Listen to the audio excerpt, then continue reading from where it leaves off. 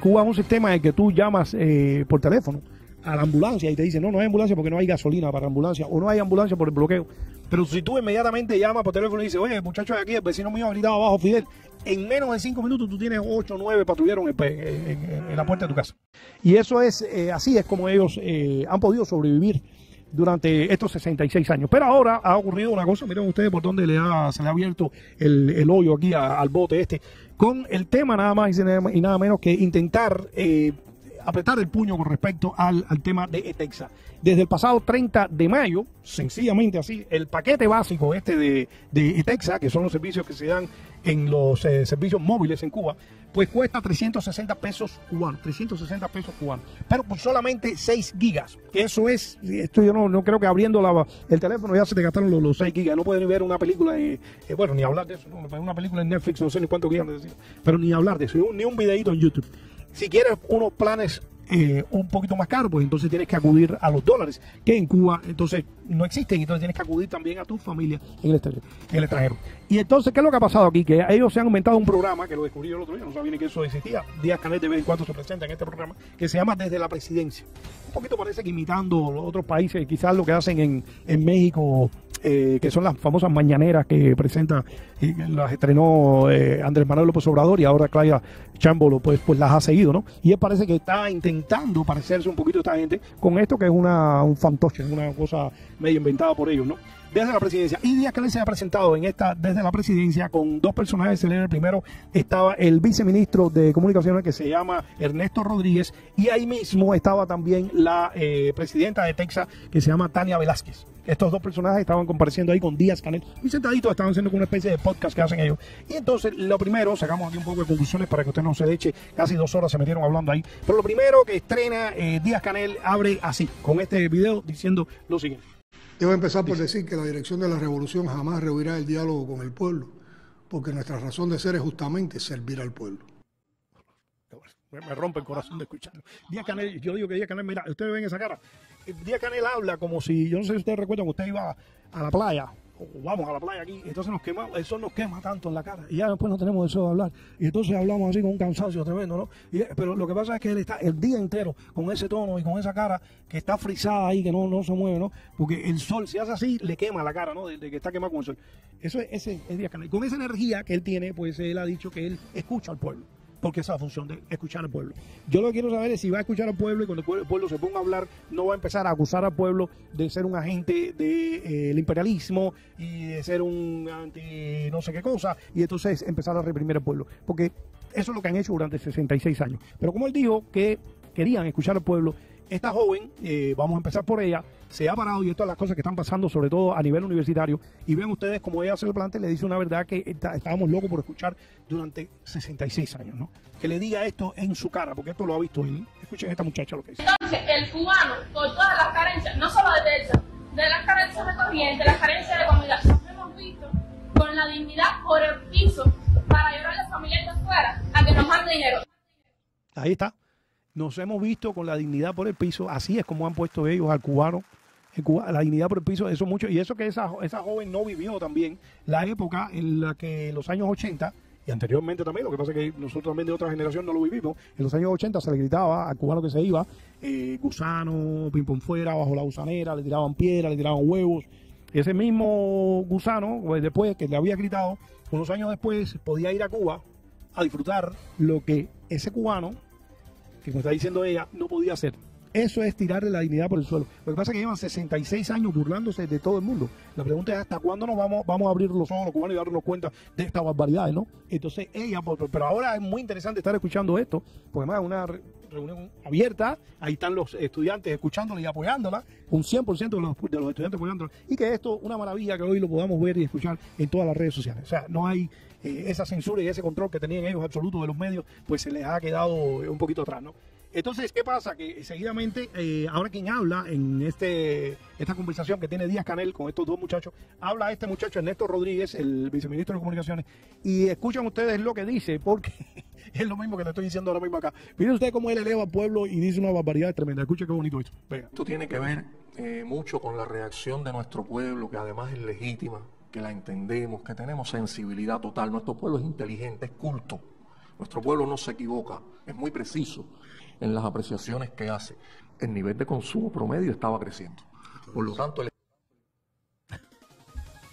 pueblo es culto, el pueblo es inteligente. Claro que el pueblo es culto, el pueblo es inteligente, incluso es culto y inteligente, tiene suficiente inteligencia como para darse cuenta de ciertas cosas que has estado diciendo y te has estado contradiciendo tú mismo.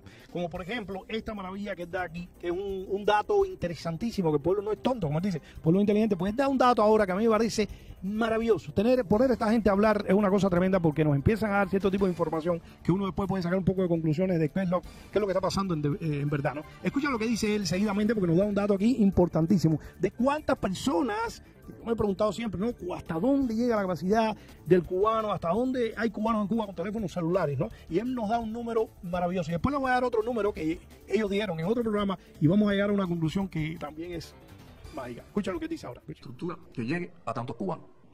Hoy la penetración de la telefonía móvil, que es donde está el mayor impacto, rebasa los 8 millones de líneas. O sea, 8 millones de líneas. Prácticamente más del 80%.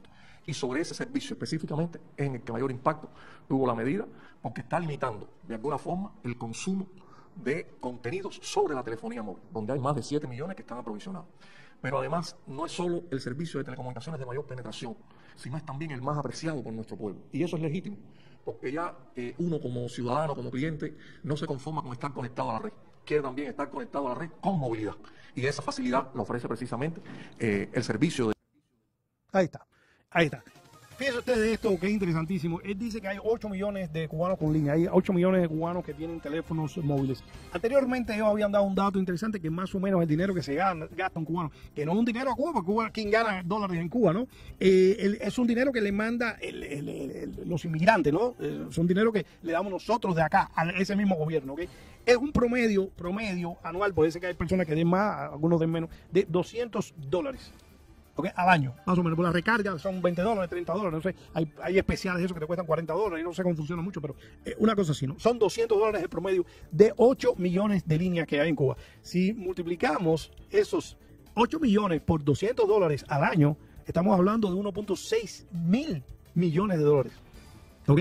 1.6 mil millones de dólares.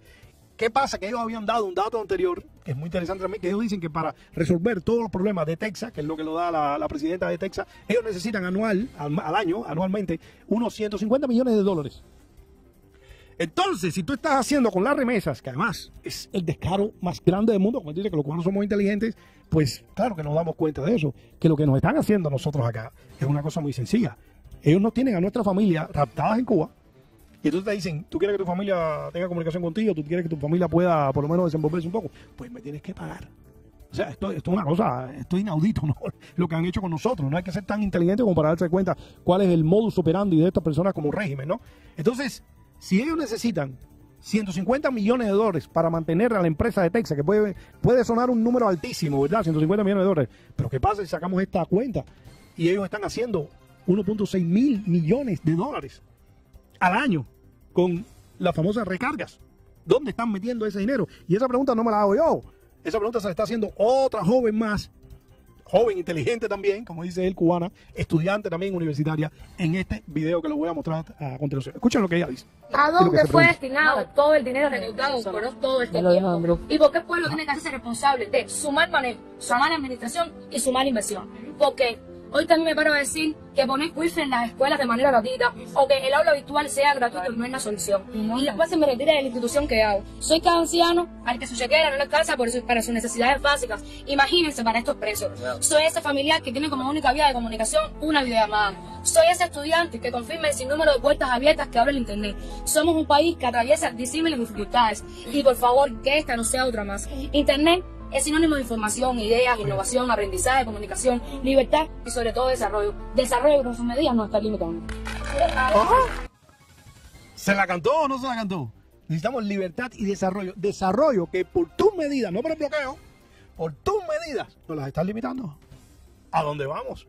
Entonces, cuando uno escucha esto, que a mí me parece una cosa inédita lo que está pasando ahora mismo en Cuba, y digo que es inédita, no quiero minimizar lo que han hecho muchos patriotas cubanos desde haber estado aguantando en las cárceles, desde las damas de blanco, desde todos los disidentes en Cuba que han salido a verse la verdad, desde incluso los que han muerto en las cárceles de forma incluso anónima, sin que nos enteremos hasta después de tiempo, de que haya pasado el tiempo, a una huelga de hambre, sencillamente para protestar y por la libertad de Cuba. Yo digo que es inédito lo que está pasando, porque está pasando ahora por primera vez a un nivel que ellos me parece a mí, que se les ha escapado, ¿ok? Que tengan que recuperarlo ahora, que se pongan las pilas, yo no sé si lo van a recuperar, pero se les ha escapado, que es la juventud de la universidad, donde casi siempre es ahí donde se anida los primeros polluelos para la libertad de cualquier país, como lo hemos visto en las historias de todos los países donde han existido cualquier tipo de represión, y es ahí en esas universidades donde nace, porque son la gente jóvenes, son la gente que tienen energía, que tienen adrenalina, ¿no? Y que tienen además inteligencia académica e intelectual a un nivel que pueden enfrentarse a cualquiera de estos personajes. Ustedes lo están viendo ahí. Todos los jóvenes que han salido con un discurso muy coherente a preguntarle algo al sistema, que el sistema no tiene respuesta. Y como no tiene respuesta, tienen que salir, como ha salido Díaz-Canel, con el viejo discurso, Dios mío, de que cuando te pregunto por algo, ¿qué es lo que tú me respondes? Miren lo que dice Díaz-Canel, ¿por qué no puede haber internet en Cuba? Vean la respuesta tontísima que nos da. Es histórica. Dice Díaz-Canel así. Quiero decirles que en el mundo las cifras de la OIT dan que hay 2.500 millones de personas que no tienen acceso a internet. Y no es el caso de Cuba. Tenemos un acceso limitado en estas condiciones, tenemos aspiraciones a superarlo, pero en el mundo hay 2.500 millones de personas que no tienen ningún tipo de acceso a internet, ni a telefonía móvil. Ahí está. Rata inmunda. Era como decía en Cuba, mira, yo no tengo Ricardo Alarcón, ¿no? Cuando le preguntaron, ¿y por qué no puedo viajar? Los aviones chocan en el aire.